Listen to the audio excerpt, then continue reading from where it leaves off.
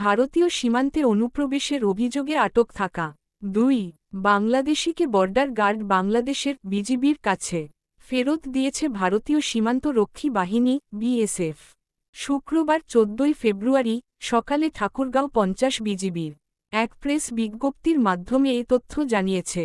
তারা হলেন বিকাশ শীল 22 ও পূর্ণনাথ 26। বিকাশ শীল জেলার রানীশংকৈল উপজেলার যোগীপাড়া গ্রামের দুলাল শীলের ছেলে। পূর্ণনাথ রানীশংকৈল উপজেলা সদরের মদন নাথের ছেলে। বিজিবির জানায় বুধবার রাত আনুমানিক 11:45 ঠাকুরগাঁওয়ের বেতনা সীমান্ত এলাকার বিপরীতে ভারতের অভ্যন্তরে এই 2 বাংলাদেশি নাগরিককে ভারতে অনুপ্রবেশের দায়ে আটক করে বিএসএফ। এ সময়ে তাদের সঙ্গে যাওয়া অপর 3 বাংলাদেশি নাগরিক ঘটনাস্থল থেকে বাংলাদেশের দিকে পালিয়ে যায় বলে বিএসএফ জানায়। এ ঘটনা জানার পর আটক বাংলাদেশি নাগরিকদের ফেরত আনার বিষয়ে বিএসএফের সঙ্গে যোগাযোগ অব্যাহত রাখে বিজিবির।